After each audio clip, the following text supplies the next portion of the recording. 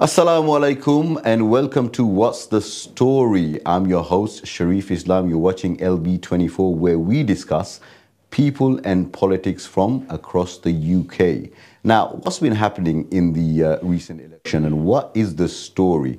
We know that Labour has won. Keir Starmer, with a landslide, has become the Prime Minister. But how did it all come to being? I, amongst most, was very on the edge of anticipation. But has the results turned out to be what we anticipated? Let's take a look.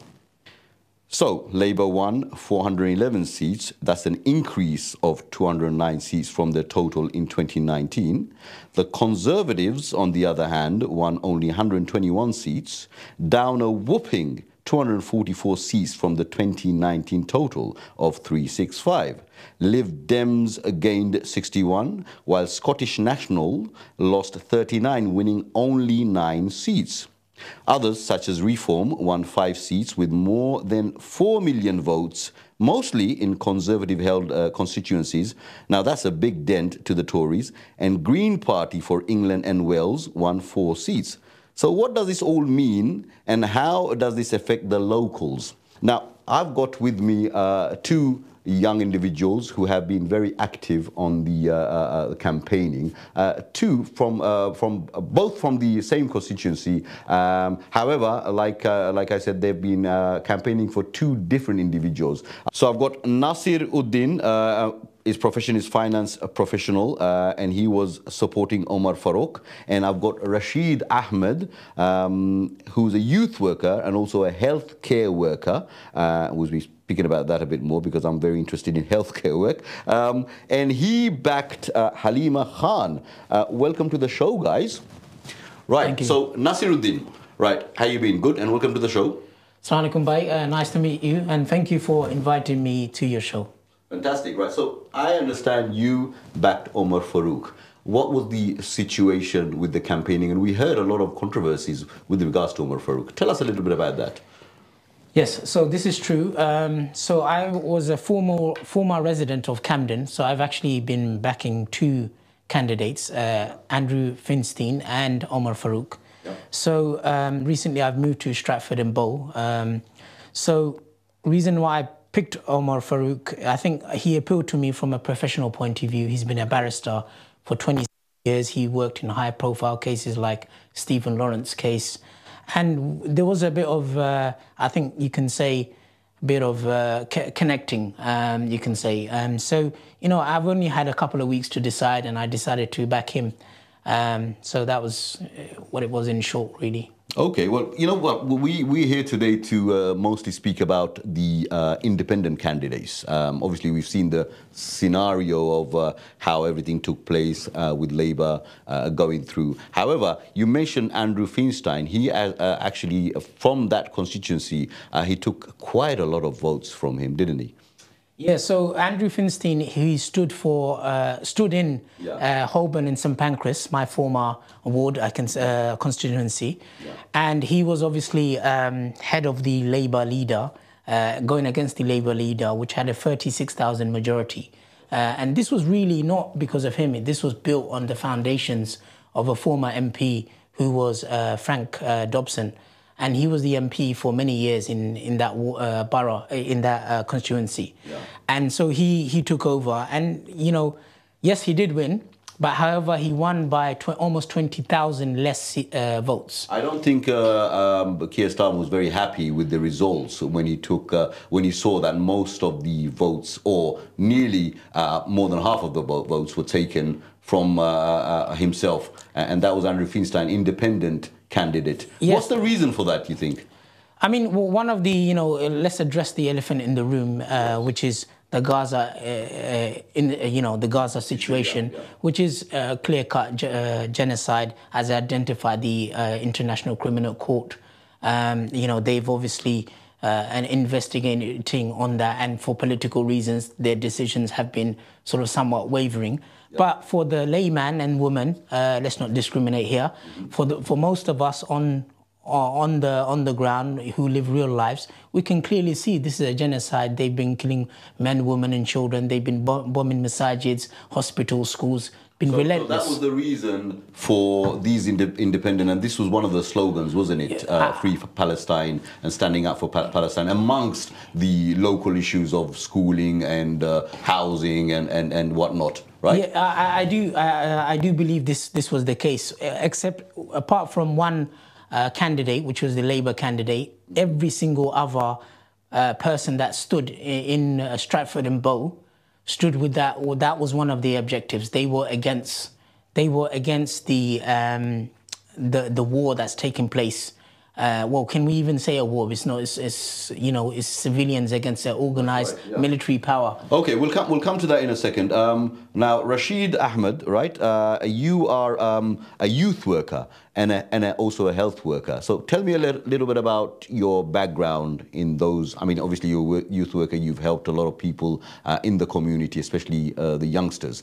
Tell me a little bit about that, and then you can come on to your situation with the campaign. Assalamu alaikum wa rahmatullah. Jazakallah for having me here.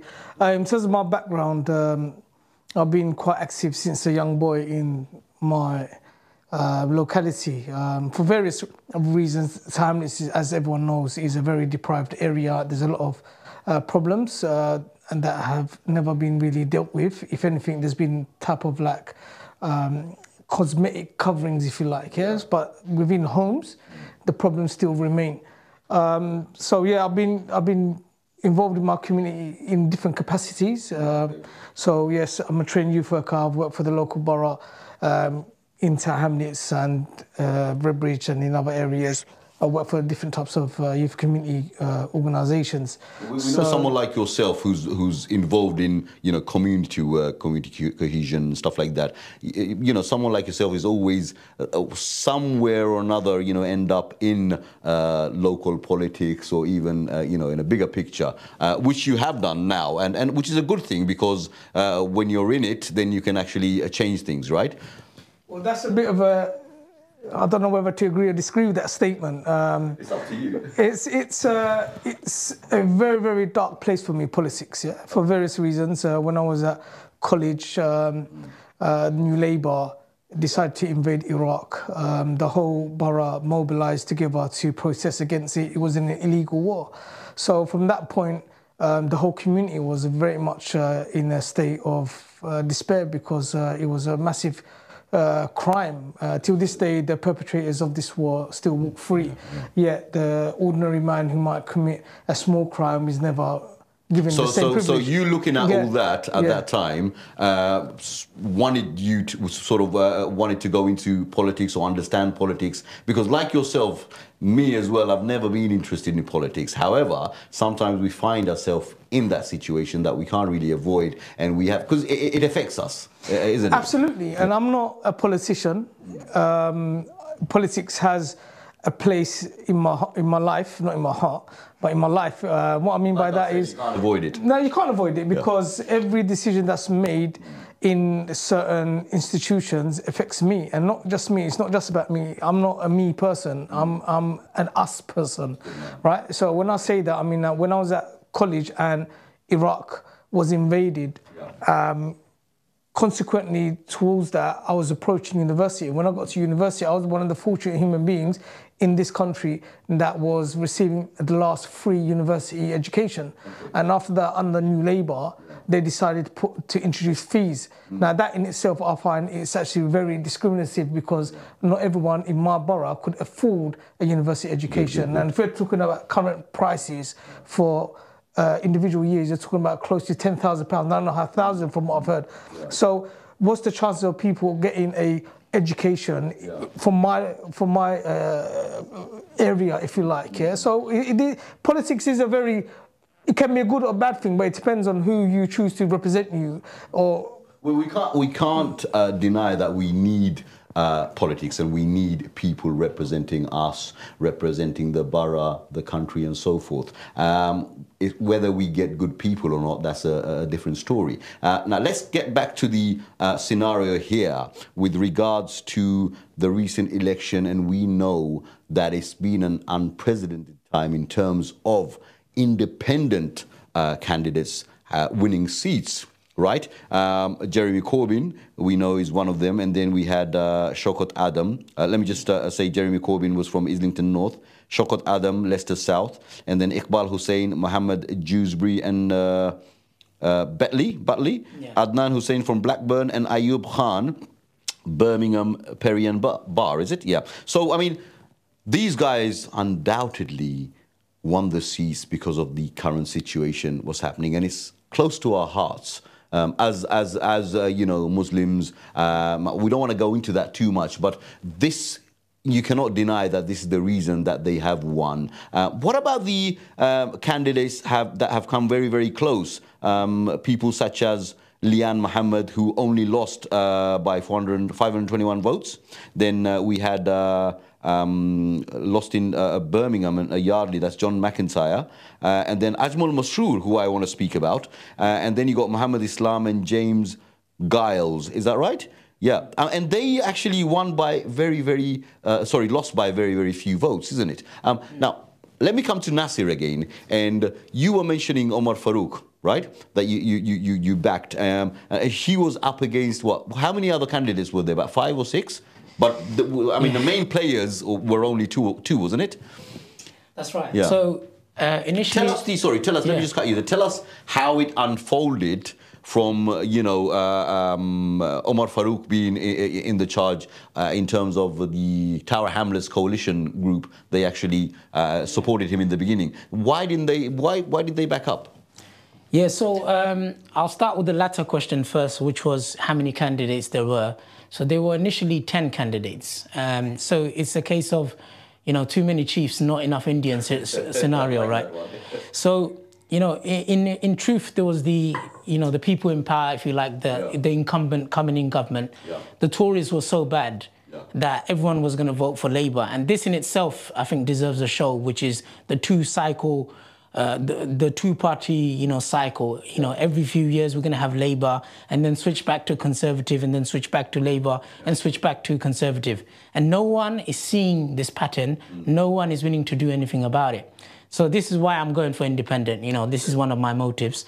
But in terms of... Then the mainstream parties were not giving you anything, were they? Especially in terms of what your objectives were in this current time. Yeah, and right now the public opinion, whether the politicians and the established want to admit it or not, is the Gaza war, is the Gaza genocide.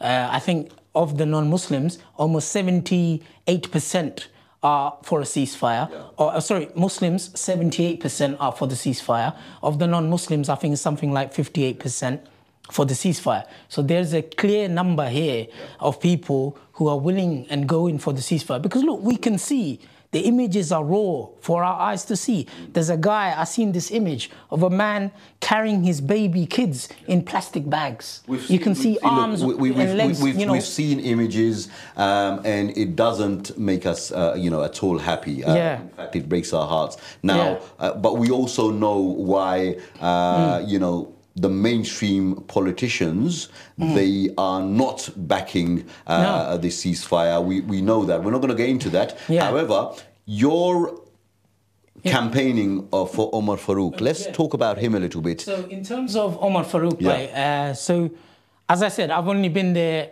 8 months in the area. I've only got to know the man, literally one thing, and I thought, look, I've got to do something. It's the need. You see what's happening on TV. You have to act. You can't be passive in this. You can no longer be, I'm just going to sit on the fence and see which way the wind blows. If it blows this way, I'm going to go this way. You're an activist. I mean, I didn't mention that earlier on. You've been an activist for a long time. So it doesn't matter if you've been in the area for 1 month or 8 months. Wherever you go, Nasir being Nasiruddin, you will get involved in any activity. And especially when it's to do with making changes, you definitely be involved. And that's from what I've read your... How did it turn out, though, when you realized or when you found out that he is not the man anymore? No, I mean, the thing is, I still believe he is the man. So let me clarify what the issues are. So in terms of being an activist, that's a loaded word, but yeah, I like to get involved, I think. That's an activist. You know, so in terms of... You know, as I said, there was so many people. You had Fiona Lally. You know, yes, in one sense, she roasted Suella Braverman. Great. But in terms of Communist Party, I can't see, as a Muslim, I cannot vote for the communists. Because ultimately, when communism come to power, they're against Islam. So how can I vote for you? You know, communism destroyed 2 Muslim countries from just, you know, just now, I didn't even look this up, right? Afghanistan and Albania. Look at the state of these people. So she was out. Then we had Halima Khan, which I could have gone for, right? But, you know, at the same time, in politics, they say you have to go above your norm, above your standard. You have to overlook certain things. I'm a family man. My wife wears hijab. I promote the hijab with my daughters. And all of a sudden, I'm promoting non-hijabi. So this is like a personal issue at the same time. Well, Rashid Ahmed will have something else to say about that in a little while. I'm sure he will. Carry on. But at the same time, you know, like I said, in politics, we have to look beyond that. You know, we have, and we do. We have to be mature in politics, as I said. But as I said, I connected with Omar Farouk because I met the man, and I thought, okay, you know, he's a professional person like me. And I looked at some of his policies. Let's admit it, they're all on a pro-Gaza ticket, so we can't really distinguish between them there. Then it's just, when it comes to policies, they're all about, you know, how they're going to save the NHS, how they're going to give you better housing. Yeah, but we've got to look at those issues as well, isn't it? I mean, because locally, this is what affects us, even though, and, you know, I respect what you said, and I am with you in terms of, or in the matter of, you know, what's happening in Palestine and everything. But we can only make some change. We've got to be part of the picture. We definitely got to be part of the picture. Let me just go to Rashid Khan now. Now, Halima Khan? Sorry, Rashid Ahmed. My mistake. See, I'm mixing both of you because you backed us so much. Halima Khan, she's a, you know, a feisty woman, isn't she? I mean, she, for the young people out there, she's a bit of a bad lady, isn't she? Bad girl, if you like. Maybe I shouldn't be using this word, but she came out to be, what's up, my people, and I'm here standing for you and all that. What'd you say about that? And in contrast to what Nasir was mentioning as well. She's a Bengal tiger, bro. She's definitely a Bengal tiger. But what she is, she's got character. She's very courageous. And if anything, that when I was making my decision in terms of who I'm going to be backing, it wasn't on the basis of her demeanour in some sense, yeah, because everyone can put on a show. So my measurements were slightly different, and what she was bringing to the table, I don't think anyone within that constituency was bringing. The two being, first, she was featured in the Al Jazeera Labour files, right? So there you learn about one thing, is that she put her bread on the line, yeah, in order to bring some darkness to light, right? Yeah, so this isn't a light matter. This is a very. I want to know that how many people in this country will put their bread on the table in order to benefit the society, right? That's the first one. Second one being that after that she was in Palestine, yeah. So she was there. She lived with the people. She experienced the whole blowback of October the 7th, yeah. And just for the sake of discussing this point, is that October the 7th isn't where the story begins, yeah? I just wanted to put that on record, yeah? So I just want to put that for the audience, because a lot of stories being shared, which isn't always true. Anyway, moving on, so she came with these two credentials, and for me, you can choose either one. You tell me who can compete with either of these credentials. I don't think anyone can. So that was my decision for backing her. Although that we had Omar Farouk and so forth, yeah, Omar Farouk Bay, yeah, who was standing amongst other brothers, yeah, I couldn't back them because they can't bring anything like that. Yes, she's a sister. Yes, she's not wearing a hijab. But then we've got sisters wearing hijab. I don't even know if they're sisters, but you've got women wearing hijab, right? And they are, from an Islamic viewpoint, they are, if anything, a liability. So for me, without having to mention names, but everyone knows who they are, to me, they're not worthy of my backing.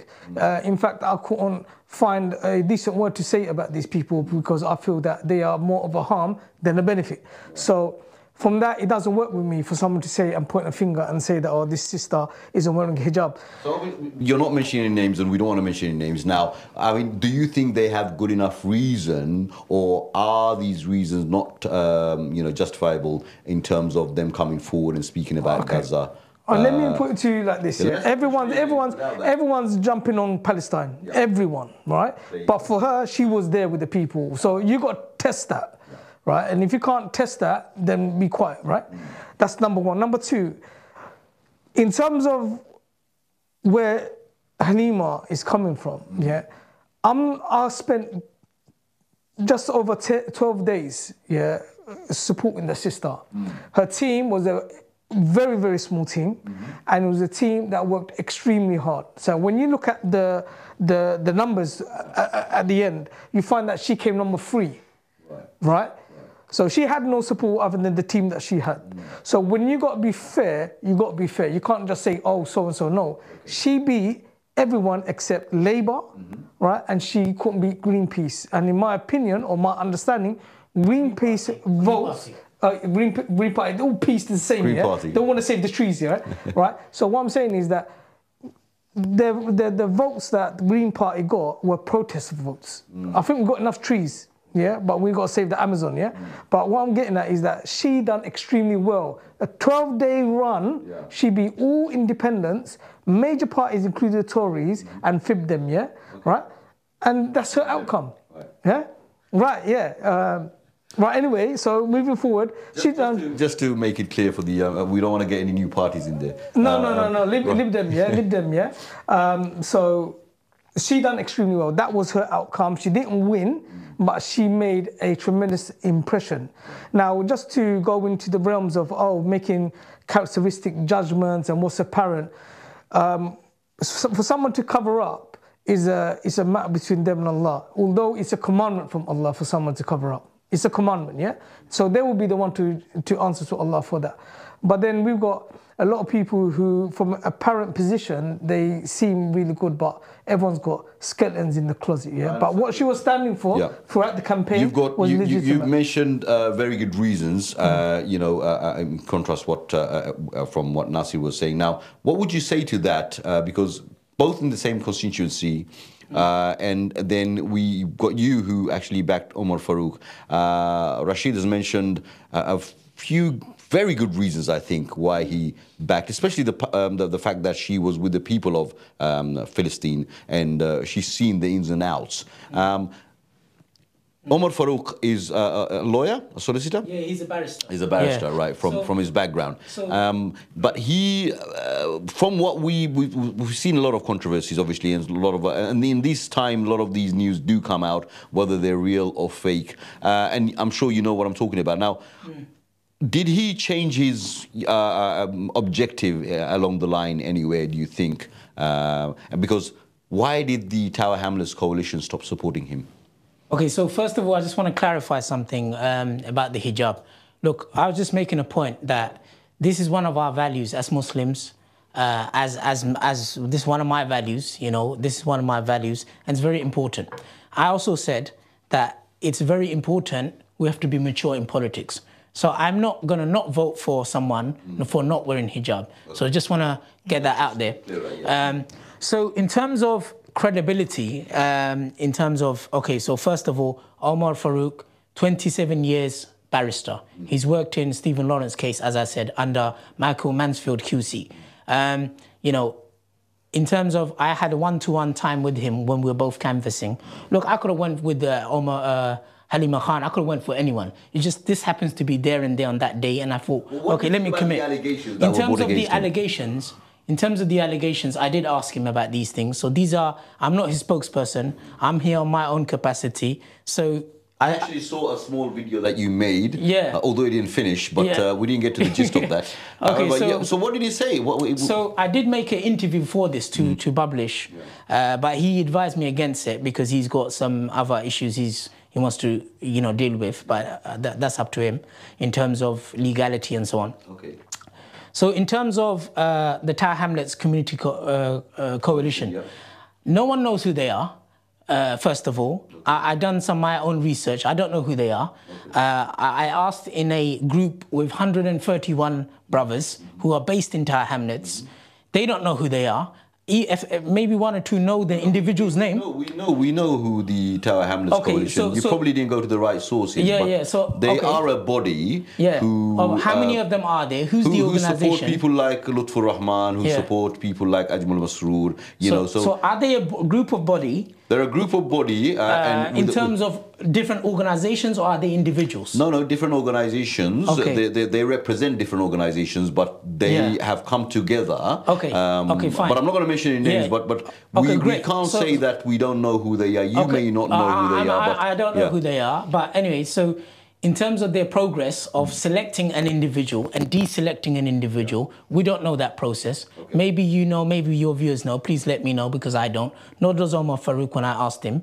He said, I don't know in what categories they endorse me, and I don't know in what categories they de-endorsed, if that is a word, but anyway, de-endorsed. And then so there is that. Then there are certain allegations and smears, and naturally, you know, like all political, events, these things naturally happen. One of the things that he's been accused of by a fellow lawyer or solicitor, Brother Akunji, is that he endorsed him. He's like, no, that's not what I said. What I said was, I asked you from this list. Allegations were wrong. We've seen the videos of Akunji. Yeah, so he said, look, from this list, who do you think is the most qualified? Or effective. Who's the most effective? And he said, you are, because of qualification, same, they're from the same field and all this kind of stuff, meaning the legal field and all this kind of stuff. Then he denied that. Akunji denied that. And I'm sure they'll bat it out. I mean, they're solicitors, lawyers, let them do what they need to do. But in terms of, I'm just here to clarify what I heard and what I've seen and what I've, got. So this is what he's saying. Then there was a second allegation that he suggested that Halima Khan was uneducated and whatnot. And he's like, that's ridiculous. These are his words. That's ridiculous. I would never say this. Rather, I said... This was the accusation that he mentioned, that, he was using, or basically he was saying that this organization has endorsed me, this person endorsed me, and they denied it entirely. And this is what... No, he didn't say endorse. He said reference. So allow me to explain if you can. So what he said about Halima, first of all, is that that from this list, who do you think is the most qualified? If I have a problem with my car engine, I'm not going to go to a dentist, am I? I'm going to go to a mechanic. So naturally, in this scenario, who's the most qualified? Who's the legal person? Who's going to be dealing with all of that? I understand. So from but what about negative campaigning in terms of I've not witnessed any negative campaigning from him. He did say, and this was out to us, that he made some derogatory comments, or not derogatory, that with regards to Halima Khan, that she's not good enough. Yeah. He said, look, who's the most qualified? And in his opinion, I am, because 27 years, law degree and all this kind of stuff and all this stuff. So be it.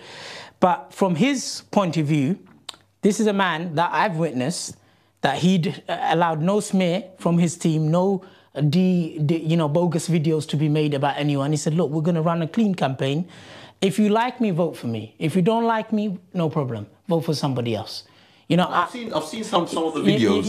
As I was canvassing with him, we were going to different businesses. Yeah.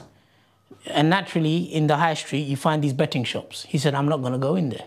I said, why not? They're your voters. It's like, as I said, it's like a different level of maturity you need, unfortunately, when you want to get into politics, right? He said, no, that's not about me. That's not what I'm about. So he refused to go there. So it's against his etiquette. So he's against his values. So for that, you can argue either way. And I thought, okay, that's interesting. The other thing is... Looking at it from one perspective, Nasiruddin, let me just mention, because the people in the community don't look at it from one point of view. And also, they're not from one community. They're from different sects, different religions, different understandings. So, everything that you mentioned, you're mentioning that he's from a Muslim background, he's not going into betting shops and all that. What about the rest of the people? Because he's got to approach everyone, right? Okay, so let's look at this. Let's look at this, and then we'll go into it, hopefully, with a bit of time. So when we're talking about betting shops, what are betting shops? It's a form of a habit in which betting system, the computerized AI system, the mechanism that takes place in these betting machines, they are against you. They do not discriminate. You could be an atheist, whoever goes in there, The aim of this, the betting shops, is to make money. Betting has been a source of ill in society. You don't have to be Muslim to recognize that. It's caused divorces, it's caused breakdowns, all sorts of illness in society. But going back to the thing, that he's a person, his broader policies were like everybody else: NHS, housing. He was big on crime, being a person of his backgrounds, barrister and so on. So he wanted to look at all these issues as well.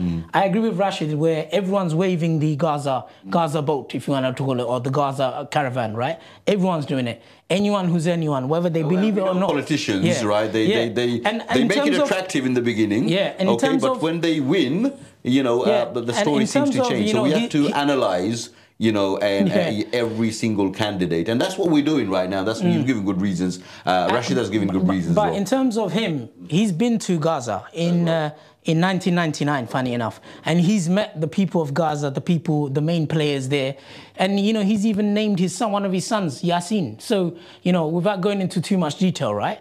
So he's been to Gaza, he's met the people, he's seen it. So this is not new for him. This is not new for Halima. We both agree. So you don't agree with the fact that all the accusations that were brought against him in terms of endorsement, where he was not endorsed, and then the accusations against Halima or any other candidate, that's negative campaigning, isn't it? Do you agree with that? Yeah, so what I'm about evidence. I'm about give me the proof. So it's not like I'm going to back Omar Farouk for the rest of my life. No. If I see evidence against him, I'll drop him now. You see, I'll support somebody else tomorrow. Like you said, I'm an activist, right? This is what we do. But at the same time, I'm not going to go with the whole fanboys and everything else. Or everyone's going on this truck, let's all jump on. No, it's about what's good for me, what's good on my interests and my family's interests first and foremost, and what's good for my community. Fantastic. Thank you. Thank you very much. Okay, well, just for the viewers, you heard some strong views from both the brothers here, and they've got very good reasons why they backed each of the candidates. Now, from a local perspective, we've seen the candidates that have actually lost, especially in Stepney Green and the Bethnal Green and Stepney. Then you got Stratford and Bow and some other constituencies. I want to speak to you, and I want to see how you look at it from their view. And going back to you guys, with regards to Ajmal Masroor, and I did say I want to mention and speak about him a little bit. He actually made a very big difference, 1,689 votes. Do you know how many total votes there were in that constituency itself, where Rushnara Ali has won, and she was the previous MP as well. Now, what do you think about that? I think in terms of Ajmal Masroor Bhai, the thing is, we don't know what to call him. He's an imam, he's a khatib, he's a brother, he's everything, right? But look, let's admit, there is a person who supports a party, Labour Party. Now, Akunji did mention that he was, from what you said before, he was the most effective candidate. I don't think so. With all due respect to Brother Akunji, he's done a fantastic job representing Shamima Begum. Fantastic. Please carry on. But at the same time... He stood down. He stood down, very credible, and So their objective was one at the end of the day. So they thought, for that, let this person go through. Yeah, my deep respect for that, and I think we can all learn from these kind of instances. Up and down the country, we have Labour Party, we have Conservative Party, that we've been voting them for decades. Not me, but some of the people, they've been voting for decades. What have you achieved? You've achieved nothing. So my approach is we need to go independent. We need to find good, credible, independent candidates that can go and win elections. That have good team. So my question was, what is your view about Ajmal Masroor? Very quickly, because we're coming to the end of the show. And I'll in terms of the numbers, he came very close. I think it was less than 1,600 votes. And if we really break it down, every family has 2 adults. If they got, kids which are older, it's literally 600 families. No, actually, Rashid Ahmed, you tell us a little scenario about what could have happened if others voted for him, like, for example, Rabina Khan's voters and some other voters. First of all, tell me, what do you think about what happened in Stepney, which was a very important constituency. We all had our eyes on that, because Rushnara Ali, she was and still is the MP for that. So tell me from your view. There's two ways of looking at it. One, it's a tragedy that, as they say in it, voting Labour is voting for genocide. So this was the slogan in the community. So it's a tragedy that Labour, or rather New Labour, is still there. We know Labour was going to go through, right? I mean, you can't really go otherwise. I mean, it's a machine, isn't it? Like Nasir Bhai said, yeah, it's a machine. They've been there for decades. Unfortunately, we don't learn from our mistakes, yeah. And even though we suffer from some level of historical amnesia, we forget what happened yesterday. So that's a tragedy, right? So in terms of like how you can measure it in two ways. One, it's a tragedy because we still got to now deal with this woman, yeah, who hasn't been seen for 5 years, and I don't think she really serves the interests of our community. That's me saying that, and I'm sure many would agree with me on that. Your views as well, yes. 100. So now going back to the other flip side of it, it was a tremendous outcome because it shows that if us as a collective can come in unison, then we can hit the pockets of those who are criminals in essence, yeah? Because remember, New Labour's leader was Tony Blair. He's still out and about, bouncing about in the streets here, getting rich here, while that party is still here, right? It's still benefiting of us. So now Ushnara Ali is going to earn 100k for what? For being absent, not serving the interests of the community. Whose interests does she serve? She's from our community. I'm talking about ethnicity, and as ethnic minority ethnics, we suffer particular problems. Right? So now moving forward, hats off to Abdul Masood Bhai. Yeah, he wasn't someone that I chose in all. If I was to be transparent about it, but when it comes to the interests of the community, my ego goes out the window. Right? We came together and he had a tremendous outcome. So he took a huge amounts of votes. Unfortunately, we've got crybabies in the community. They wanted to split the votes, yeah? And that's a lesson that we've got to take because we're not looking at brands no more. We're looking at individuals who are going to serve our interests and make us stronger as a community. Very sad that is. I mean, by the way, Ushnara Ali is going to earn much more than 100k. That was probably a previous... just to let you know. You know, it was very close. It was very close in terms of the numbers. Sorry, if we've got a bit of time. In terms of the numbers, she won by 16,000 something. Ajmal Masood Bhai won by 15 something. That's a big dent. You know, it's a massive dent. Remember, and it's a stepping stone for the next election, isn't it? 100%. And they're not stopping here. So just these. I guarantee you, not that I can guarantee anything. I guarantee if the election's tomorrow, she would lose. She would lose to Ajmal Masood Bhai, who would knock her out in the first round. You know, she would lose completely. Because what's going to happen? The people that voted for her, thinking, he ain't got a chance. What does he know? He doesn't even live in the borough and all that kind of stuff. They would all jump. There's loads of people just went with her for the sake of it. There are people who are still voting for her, despite what they see on TV.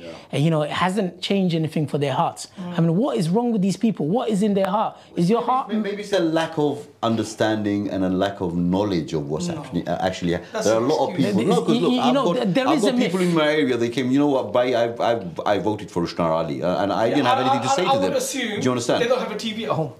And they don't carry a black and white phone here with like green screens and little pixels on it. That's the fault. So if you don't know what's going on in Palestine, yeah, then you've got issues, mate. To be fair, what I mentioned earlier on, with I understand what you guys are saying. I'm all up for it as well. But there are people who are saying, look, we know that Labour is going to go through. Why not vote one of our own? Ushnara Ali, it doesn't matter, you know, what she is, but I can see the face that you're making there. She's a Bengali. She's gonna be, you know, a member of the parliament. It's something. Is it something for us to be proud of? Well, I'm a Muslim. This is look. I'm playing the devil advocate here, right? What I'm saying is, I understand where you're coming from, but there are people who are saying 100%. that. And we gotta, in some respects, we have to respect and understand their views. But like I said before, is the lack of knowledge and the lack of connection. You know, I've had people who come up to me and say, you know what, they're local issues. What's going to happen in Palestine doesn't make a difference what's happening in my life. This is lack of knowledge. So I say, well, where does your allegiance lie? Do you understand? Okay, but look, it's very interesting. On a last note, which is quite interesting. I want to know your views with Reform UK, right? It's something completely different. You know, we got someone called Zia Yusuf, Okay, Yeah. he is backing them. Is an entrepreneur, and he's giving them, you know, quite a lot of money, substantial amount of money. What's your views about that? So Reform UK, in short, they're a racist party. They're like the old BNP. You can argue the new BNP under, well, the new BNP, I don't know who they are, but Nick Griffin, funny enough, he's changed his views, but that in itself, we don't have time to go into why. We'll go to another But time. in terms of Zia, his story is that he's a millionaire. He's done some business. He sold it for about 30 odd million. In his own words, he gave less than $1 million, but a few $100,000 to Reform, and he became one of the highest donors, which in effect, if we look at the numbers, it's not very high. Today. No, but this is what a... But he speaks well, he presents himself well, and he obviously, you know, comes across as, you know, I support Reform because of British values, and one of the British values he talks about is that, you know, freedom of religion, which I agree in terms of, okay, freedom of religion, yeah, so you think they're going to promote Islam? Do you honestly think that Reform is going to promote Islam? What's the word? It's like an oxymoron, two different... Yeah, so... Now, from what you mentioned earlier on, they're a racist party. You just said they're racist. Yeah, what he's suffering from, with all due to Brother Zia, he's a Muslim, so brother, he's suffering from what we call is Stockholm Syndrome. Which is? Stockholm Syndrome is basically, you know, when a master enslaves the slave, when a master enslaves the slave, and he treats them in a certain way, he looks out into the fields and he sees the other slaves being treated in an even more worse fashion than he is. So he thinks, oh, this guy ain't bad.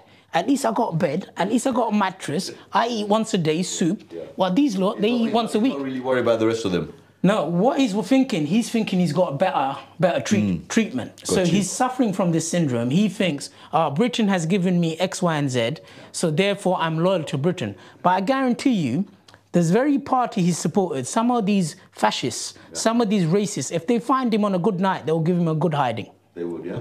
That's what you think. What about your views? I don't really want to comment too much other than like people need to read it up a little bit. Let us know for the viewers. They just need to listen to a bit of Malcolm X, rahimahullah, and he talks about this very eloquently about there's two types of slaves. There's the house slave and there's the field slave.